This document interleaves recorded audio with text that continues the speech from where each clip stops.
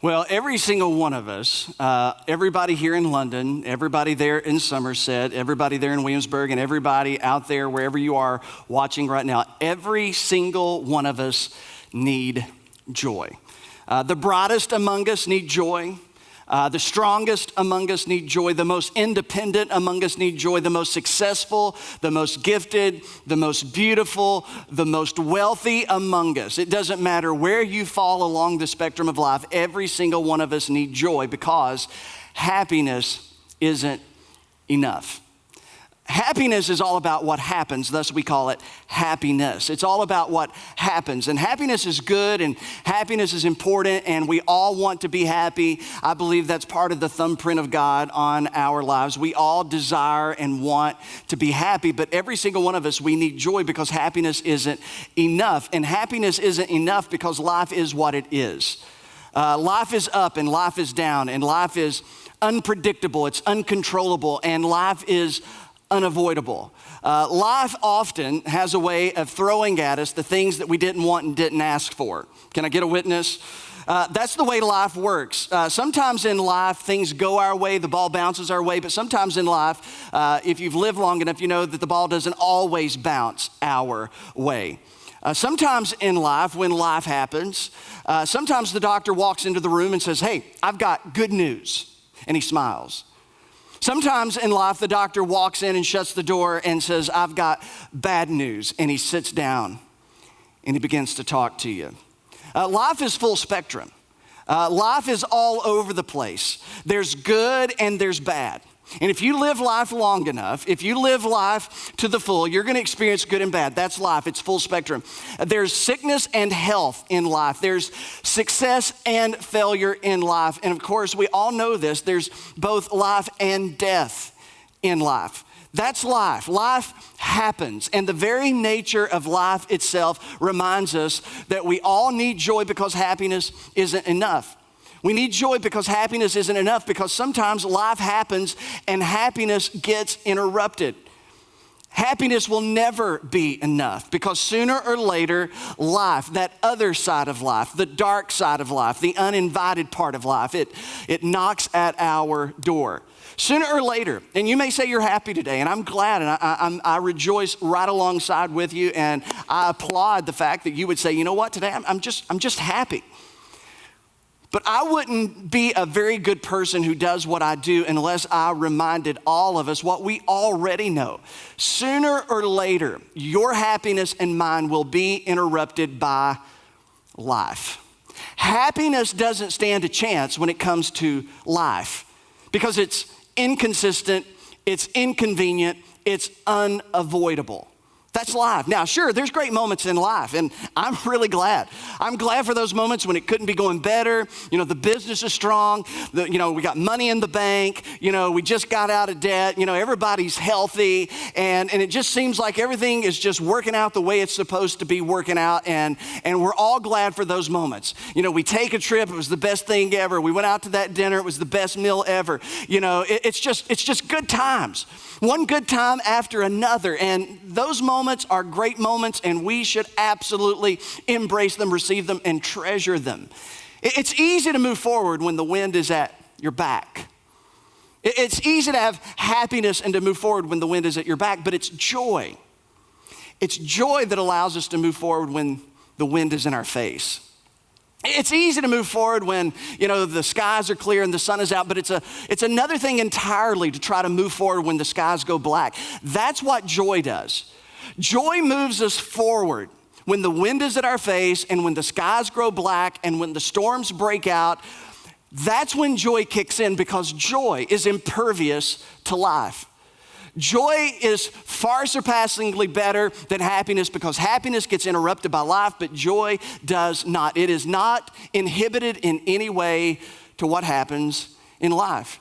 Joy is even impervious to 2020. That's how big of a deal joy is. In the worst months of what some of you think your life has experienced, joy is impervious to it. Joy is facing all that life can throw at you, full spectrum, and having gladness. Everybody say gladness. Gladness in your heart and soul and mind, no matter what life throws at you. Joy, because that's what we're going to be talking about for the next few weeks. Joy isn't something that we experience in light of circumstances. It's something that we experience in spite of circumstances. So if you're a note taker, you put it in your phone or you write it down somewhere, I would encourage you to either snap a photo, or if you have the app, you can use the Creek Church app and all the notes are there and you can follow along that way as well, or pick it up a little bit later. But here's a definition of joy that I think is going to be helpful for the next few weeks. Joy is the steadfast confidence. It's not wavering, it's steadfast. It's the steadfast confidence that God is in control of all the details of my life. Every single one of them. God is ultimately in control of the details of my life. And the settled assurance, this is what joy is. It's the settled assurance that ultimately everything is going to be all right. And here's what I want to say to me, to you, to us, to everyone. If we believe this, if we really believe this, there's nothing that we can't face. There's nothing that we can't face. If we really believe this, there is nothing that we cannot endure. And not only endure it, but experience it as we endure it with gladness in our hearts, soul, and mind. This is what we believe as Jesus followers. This is what we believe as the church. This is what we believe as a group of people who believe that the scriptures are truth. And we believe this, or at least we're supposed to. And then we're supposed to respond to what we believe in face of whatever life throws at us. But for many of us who've been around the church, grew up in the church, we've experienced the church, or Christians, when we look around at Christians in the past, because these days, one thing the governor's helped us do, we don't have to look at each other's face very much when we come to church, so we really don't know what's going underneath there. But back in the days, if you can remember, before we wore masks to church, but back in those days, maybe the good old days, I don't know. I've yet to determine what I think about it yet. But in the days where we didn't wear masks, and you would look around, you go to the restaurant, and you would look around and you would just see folks, just in general, whether it was inside the church or outside the church, just people who looked miserable. Then you would come to church on Sunday and you would look around. In many of the churches that we grew up in, you would look around and you would see long-faced, heavy-hearted, frowning Christians as though they had been constipated with sadness for a decade. Just terrible.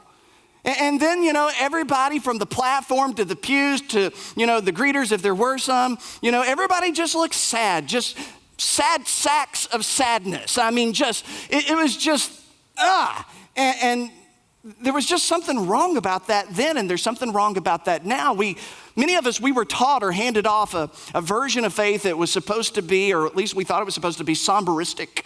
Quote Habakkuk, the Lord is in his holy temple, let everyone be silent. Very somber faith.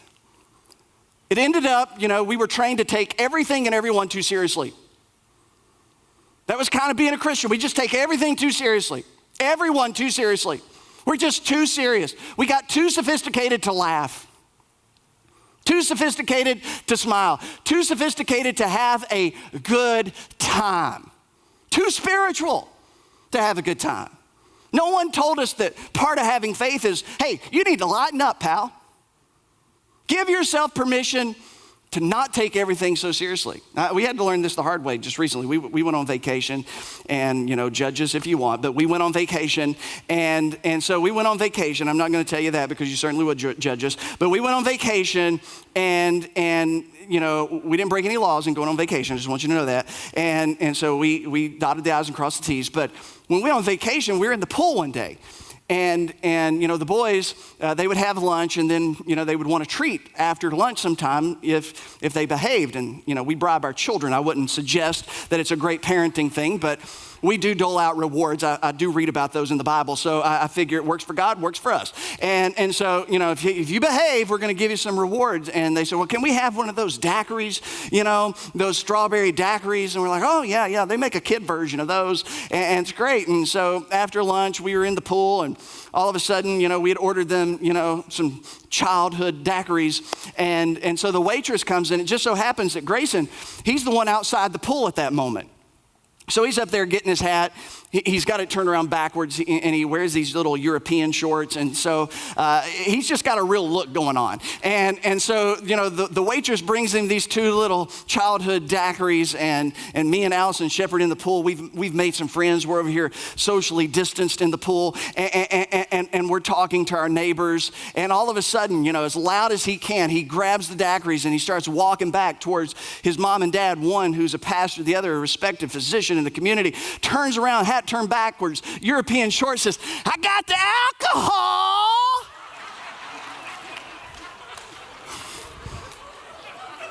And my first instinct was, oh, God, no, it's not. I wanted to reprimand him. I wanted to, would you sit down and shut up? If I could hit you now, I would. But we don't know these people. That's why you need to not say things like that. But sometimes you just got to go with it. And sometimes you just got to lighten up, and you can't take yourself or what you do or who you are so seriously that you just can't have a good laugh. Now, that's probably all you're going to remember from the sermon today. But if you don't remember anything else, just lighten up. Listen to what the proverb says. It says, "A glad heart makes a happy face." Isn't that good? I wish a lot of people that I grew up with had read that verse. A glad heart makes a happy face. Christians should be the people known to be the happiest and have the greatest laughter and the best sense of humor. But why is it that it's been otherwise for so many of us in our experience? So I know some people who have joy. Well, why is that the exception and not the rule? That's the problem. Joy has become the exception and not the rule. Galatians 5, if God gave out medals for virtues, in Galatians 5, joy won the silver medal. He says the fruit of the Spirit is love, joy. Joy came in second place, if there's a second place. It's a big deal. And the reason I want to talk about joy for the next few weeks is, one, because of 2020, one, because of what we're going through, one, because of what I hear and see in the lives of so many people, including our own. I want us to be our best versions of ourselves, and joy does that for us. It makes us better at life. It makes us better people of faith. And so let's just start here with this idea that joy is possible. It's not impossible. It's not too far-fetched. It's not irrational. It's possible. You don't have to forfeit your joy. I don't have to. You don't have to forfeit it to worry, worrying about what may or may not happen. Oh my gosh, what's going to happen? Is the economy, is it going to bounce back up, or the stocks? Well, what about November? What's going to have the election? You think there's really a chip inside those vaccines? I don't know. What's going to happen? I don't know. And you just worry. You don't have to forfeit joy to worry. You don't have to do that. You don't have to forfeit it to stress, the strain of what you can or can't control. You don't have to forfeit it to fear, the dread about possible pain or danger or anything like that in life. You don't have to forfeit it to envy, going around taking score. Look at what they got. Look, man, they bought another new car. How do they afford another new car? We've never had a new car, and all of a sudden you've lost joy because it's scorekeeping. Who's got this? Who doesn't have that? You don't have to forfeit it to anger, frustration about, people who don't measure up to standards, you're just angry. Life doesn't have to be that way. Joy is possible. Life doesn't have to be reduced to tasks, work, and effort. It's not impossible. It's not unattainable. Joy is possible. Your story doesn't have to win. Your history doesn't have to win. Circumstances, they don't have to win. Joy is possible. Another thing is this: joy is essential. It's the thing that brings, as one writer said, texture and flavor to life. Without joy, our minds begin to be closed off. Without joy, our hearts begin to be closed off. And the alternative to joy is just not misery. But what I see happen so often is the alternative to joy is just being numb. Nothing really touches you anymore. Nothing really gets you excited anymore. The things that used to, you would experience that, your son or your daughter, the way they would make you feel, you haven't felt that way in years. The way your spouse used to make you feel, you haven't felt that way in years. The way that your faith used to make you feel, you haven't felt that way in years. It's just, you've just grown numb. And it's not that you're walking around miserable. You're just walking around absent of joy. Joy is the thing that will help us all relax and release the tension. Because we've all got it. We all experience it on some level. This has not been an easy season of life on any of us for very different reasons. And some of us, we've experienced it entirely differently than other people, but it's been difficult in its own way in everyone. And this is just a slice of our life, and there's a much bigger picture to life that we must all learn how to deal with if we're gonna have joy, so that we don't become slaves to circumstances. Joy, it's essential because that's where laughter comes from. It's where smiles come from.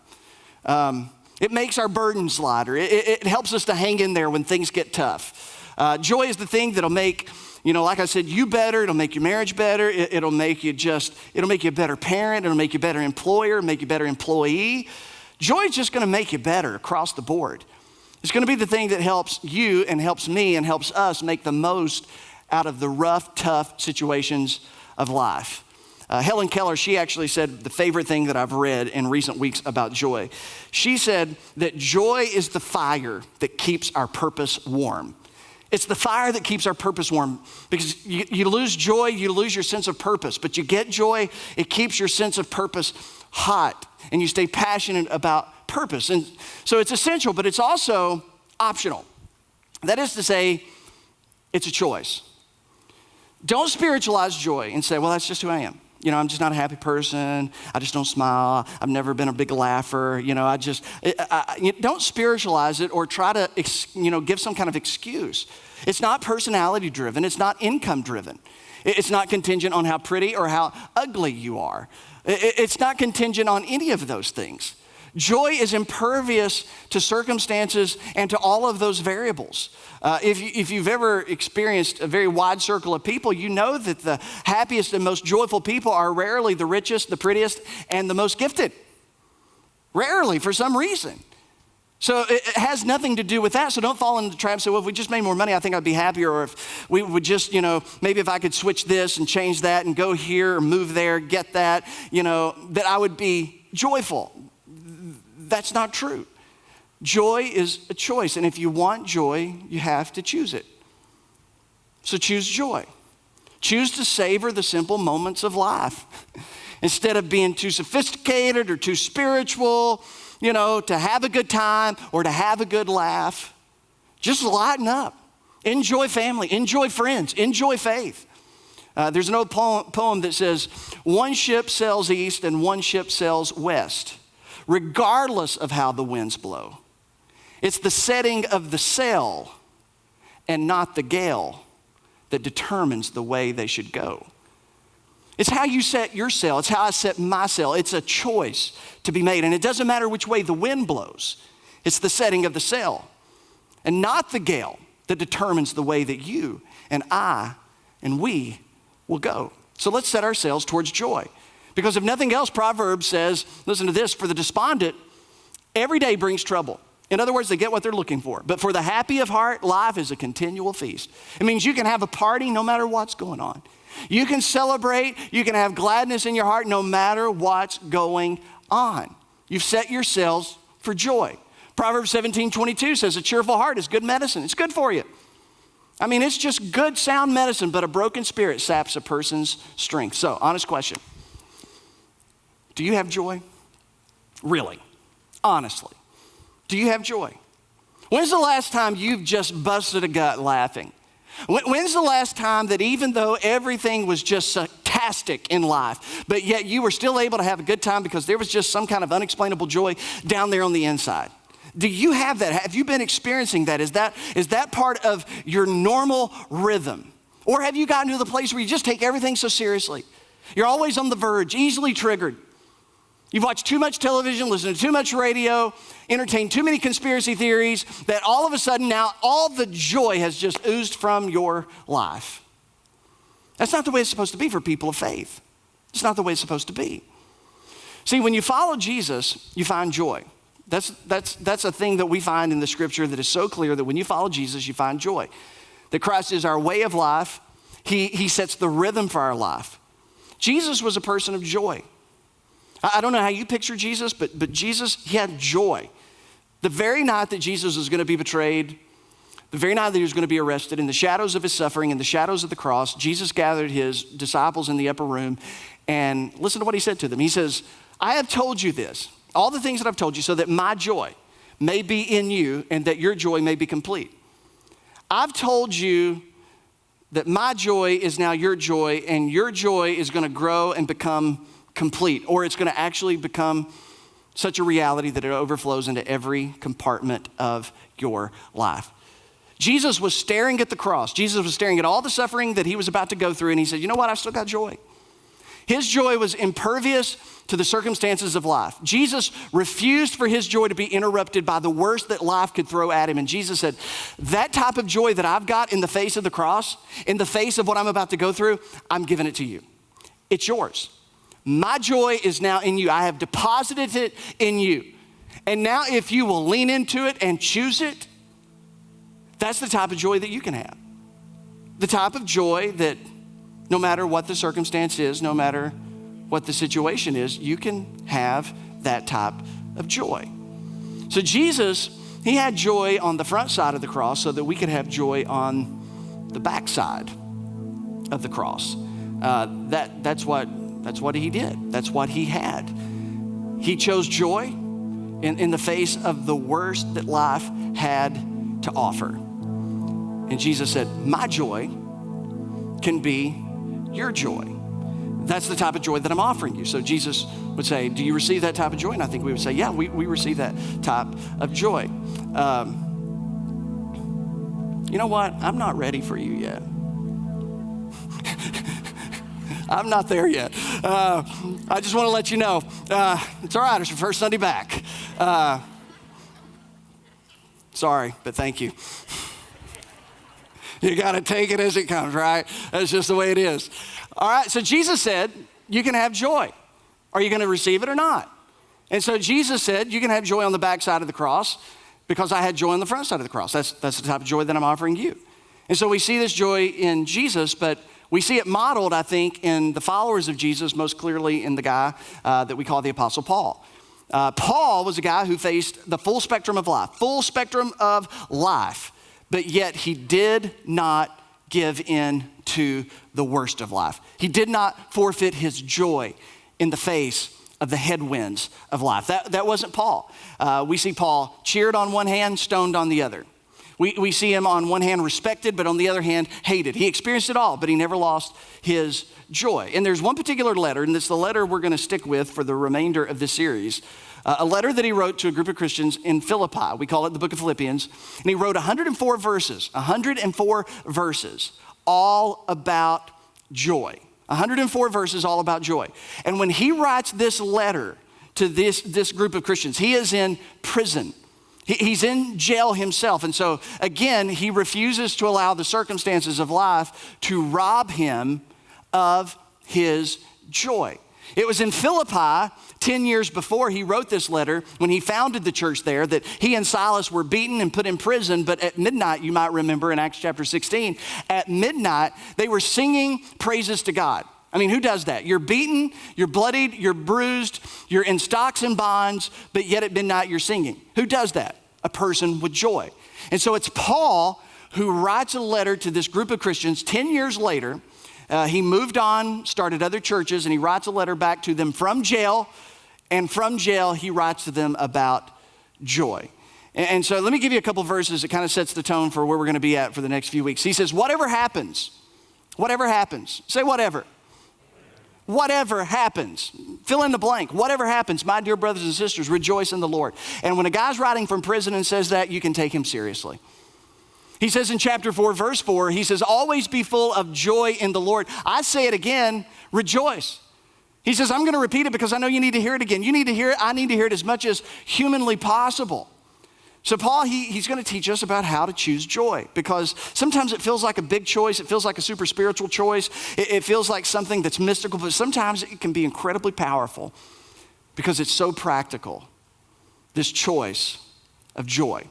Listen to how Paul begins his letter. He says, may God our Father and the Lord Jesus Christ give you grace and peace. That's kind of a normal welcome. That's how he welcomes these people that he hasn't really talked to in close to a decade. He wishes them grace from above and peace from within. Because if you want joy in your life, you receive grace from above and peace from within. Paul had received that. He wanted the same for them. And then he says this. He says, every time I think of you, I give thanks to my God. Every time I think of you, I give thanks to my God. He's in prison. He's either writing this by hand or he's dictating this to one of his comrades in the ministry. But whichever way, I can just imagine that Paul, he kind of cracks a smile, maybe even chuckles. Every time I think of you folks, it's nothing but good memories. Every time that I think about you, a little smile comes to my face. When I think of you, I give thanks. And what's so interesting about this is that Paul, there's no nursed ill will in his heart. There's no unresolved conflicts going on. There's no grudges, no bitterness that he's held on to. There's nothing that happened way back when that he's refused to let go of. There's nothing that he hasn't tried to fix that needed to be fixed. And when he thinks back about this group of people, man, he just says, I'm so grateful every time I think about you. Every time I think about you, it's just a good old feeling down in my heart. He could look back with a smile and he could laugh at their good times and even the not so good times.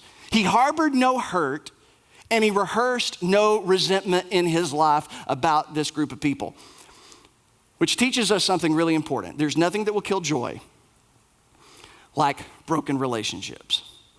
There's nothing that will kill joy like harboring hurt against someone or rehearsing resentment or the reasons why you're upset or the reasons why they let you down or the reasons why this or that. There's no joy in that.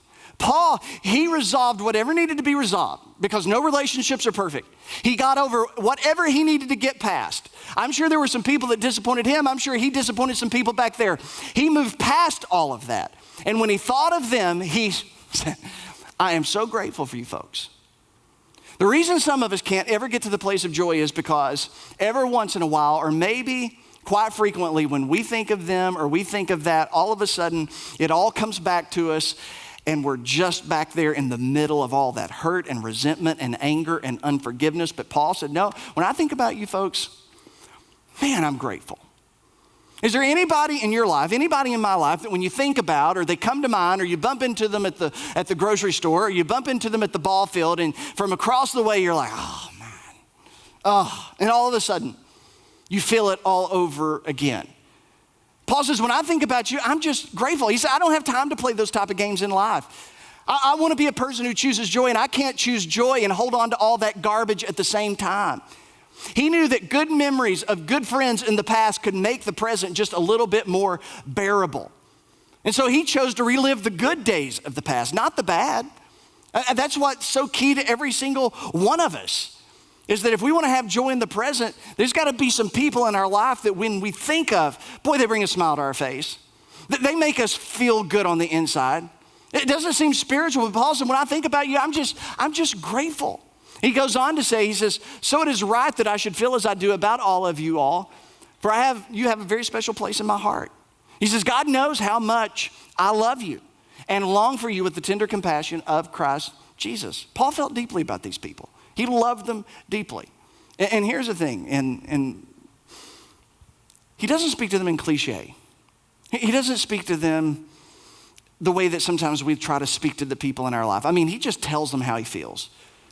He tells them, this is what you mean to me. You know what I think we see in this? I think we see that Paul is trying to demonstrate and be a model and example to say, if you want to feel some joy, the people that you are grateful for in your life, the people that bring a smile to your face in your life, tell them why they're warm, why they matter to you.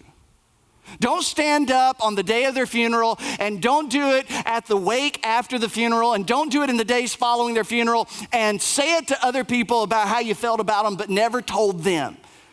There's something about telling the people that you care about them that brings us joy to your heart. There's something about expressing those feelings that sometimes we're a little reluctant to share. While we respect someone, appreciate someone, care for someone, by telling them, there's something that releases joy in our hearts. But when we hold on to that stuff, it just kind of keeps joy at bay. Paul says, listen, I'm grateful for you and I'm going to tell you how I feel. And I think Paul would say, if you really want to feel some joy in your life, think about the people you're grateful for. Think about the people who mean something to you. Think about the people who've made a difference in your life and tell them. Tell them why they're warm. Tell them. It's best just to tell them with your mouth, but it has to be by text or if you want to write a letter, but just tell them and watch joy come alive in your heart.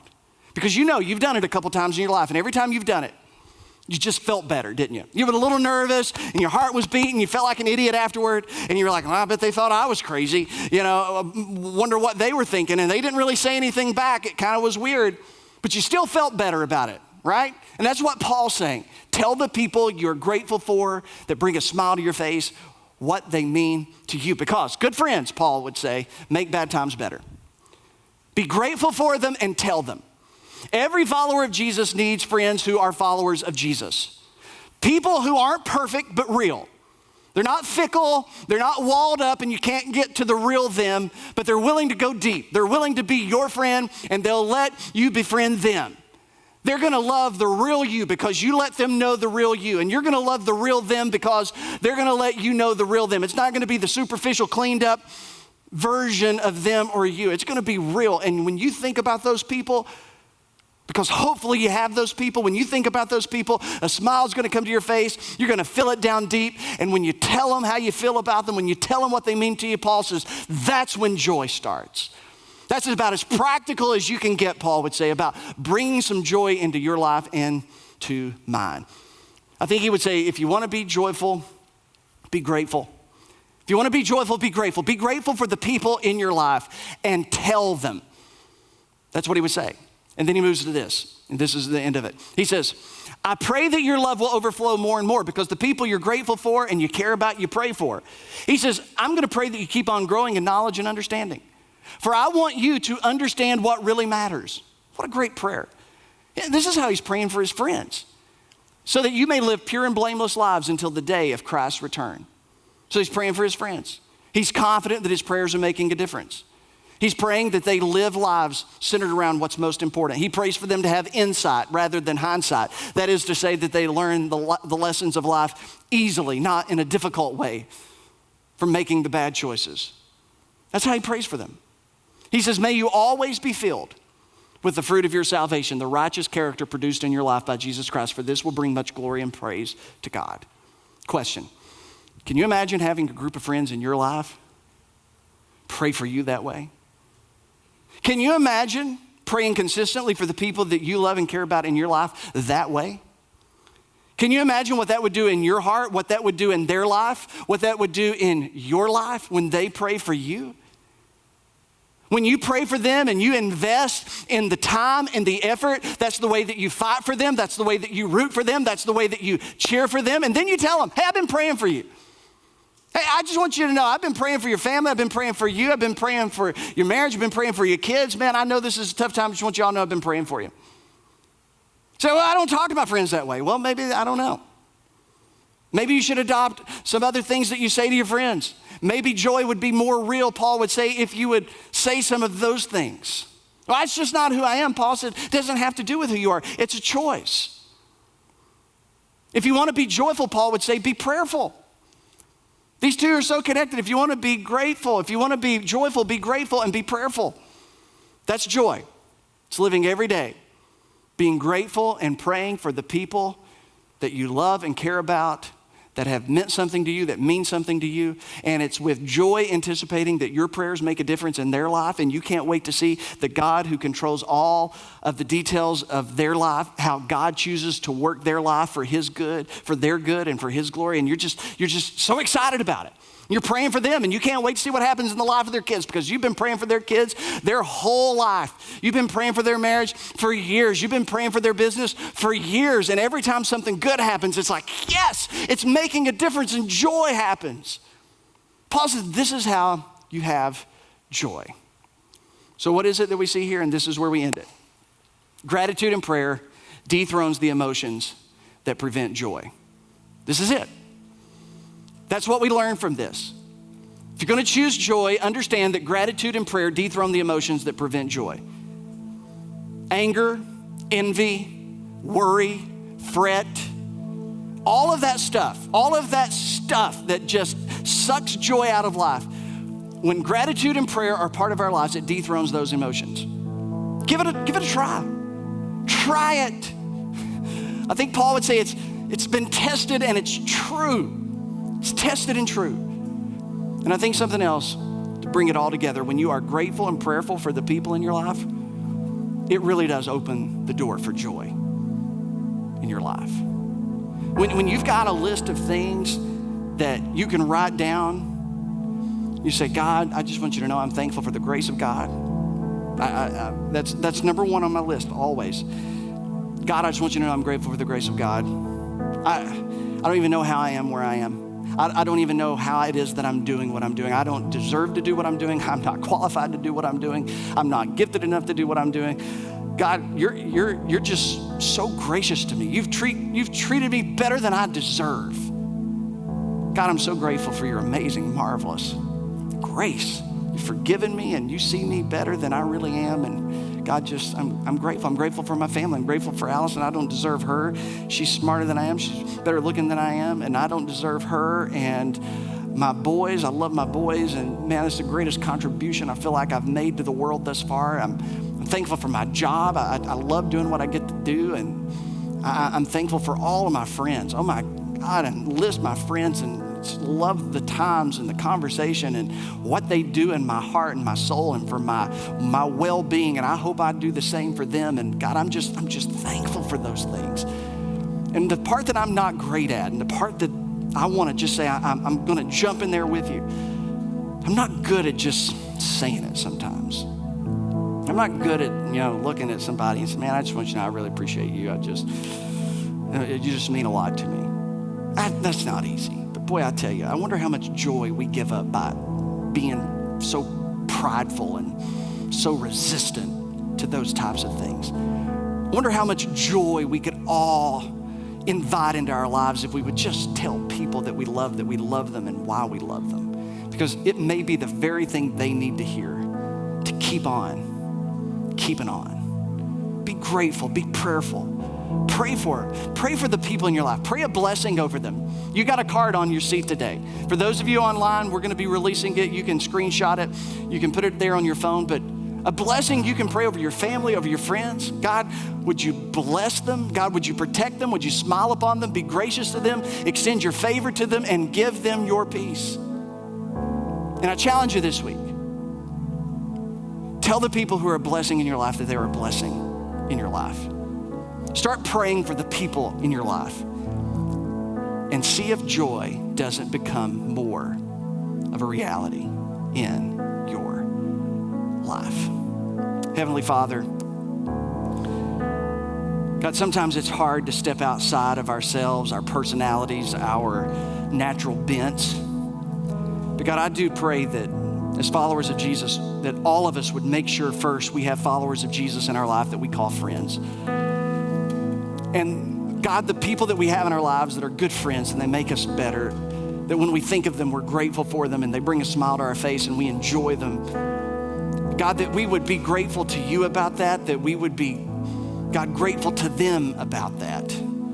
God, that you would help us to step outside of whatever it is that keeps us from doing those things, that we'd be like Paul, we'd be grateful, we'd smile, we'd have a good time and enjoy life, full spectrum, the good times and the bad. And God, tell the people in our lives what they mean to us. Express that, put it out there, get vulnerable. And God, we trust that in that joy become part of our reality. So God, help us to do some of that this week. Help us to take one of those small steps this week, I pray. In Jesus' name. And everybody said,